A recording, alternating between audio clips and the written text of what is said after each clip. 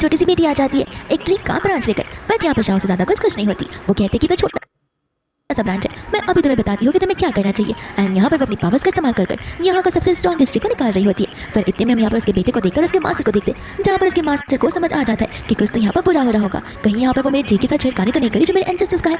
फिर बाद में यहाँ पर मास्टर उसके बेटे को लेकर तुरंत ही वहाँ पर पहुंच जाता है, जहाँ पर वो उसको चिल्लाने लग जाता है, कहते कि अगर तुम ऐसा करती रहोगी तो फिर पूरा का पूरा विलेज तहस नहस हो जाएगा। यहाँ पर बेचारी शाह से माफी मांगने लग जाती है, कहते कि मैं क्या ही कर सकती हूँ हर टाइम यहाँ पर बैठे रहते हुए। एंड यहाँ पर मास्टर उसे एडवाइस करते हैं कि देखो तुम्हारे लिए बेटर होगा अगर तुम माउंटेन से यहाँ से चली जाओ और सिटी में जाकर रहो, जाकर पैसे कमाओ और ब्लेसिंग्स लो, जिस वजह से यहाँ पर तुम्हारी लाइफ टाइम आगे बढ़ सकती है, वरना यहाँ पर बैड और नेगेटिव एनर्जीज हमेशा तुम्हारा पीछा नहीं छोड़ने वाली है।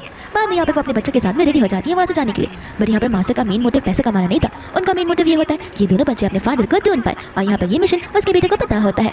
फिर इसके बाद में हम यहाँ पर हमारे मेन लीड को देखते हैं, जिसका नाम मिस्टर गो होता है और उसका पूरा नाम गुजा होता है, जहाँ पर असिस्टेंट से माफी मांग रहा था कि अभी तक वो लोग 5 साल पहले वाले मूवमेंट का पता कुछ लगा नहीं पाए हैं। एंड यहाँ पर हमें पास का सीन बताया जाता है, जहाँ पर गुजा ने कुछ ज्यादा ड्रिंक कर लिया होता है एंड उसके ड्रिंक में ऑलरेडी किसी ने ड्रग्स मिला दिया था, जिस वजह से वो अपने सेंसेस में नहीं था। और यहाँ पर कुछ लोग उसका पीछा किए जा रहे थे, जहाँ पर हमारी शाह बीच में आ जाती है, बट यहाँ पर वो उन गुंडों को मार गिराती है और उन्हें वहां से भगा देती है। और तो यहाँ पर शाह ने भी ड्रिंक किया हुआ था, जहाँ पर वो भी अपने सेंसेस में नहीं होती है। एंड इस चक्कर में यहाँ पर उनके पीछे निकाउट हो जाता है, जहाँ पर ये निकाउट वन नाइट स्टैंड में बदल जाता है। फिर बाद में वापस से हम यहाँ पर प्रेजेंट आ जाते हैं, जहाँ पर गुजा को अच्छे से पता होता है कि वो कोई भी वुमन हो वो बहुत ही ज्यादा पावरफुल है, जिसने मुझे यहाँ पर बचाया हुआ था। फिर यहाँ पर वो उसे वापस से ध्यान से छानबीन करने के लिए बोल देता है। फिर इसके बाद हम यहाँ पर शाह को देखते हैं और उसके दोनों बच्चों को देखते हैं, जहाँ पर वो लोग इस सिटी में आ चुके थे। एंड यहाँ पर उनकी नजर एक स्टॉल पर चली जाती है, जहाँ पर स्टॉल पर एक गेम चल रहा होता है कि अगर कोई भी अपने खाता से इस 10 किलो के वजन को उठाएगा तो फिर इन रिटर्न यहाँ पर उसे रिवॉर्ड मिला जाएगा। तो फिर यहाँ पर शाह चली जाती है उसमें पार्टिसिपेट करने के लिए। सभी लोग यहाँ पर उसे क्रिटिसाइज कर रहे होते हैं कि वो एक वुमन है, इतने स्ट्रॉन्ग मैन भी इस पार को नहीं उठा पा रहे हैं, तो फिर एक वुमन क्या ही कर सकती है। इतने में यहाँ पर क्यूट सी बेबी एमी बोलने लग जाती है कि मेरी मम्मा ने तो एक हाथ से 5 काउस और 5 बफेलोस को उठाया,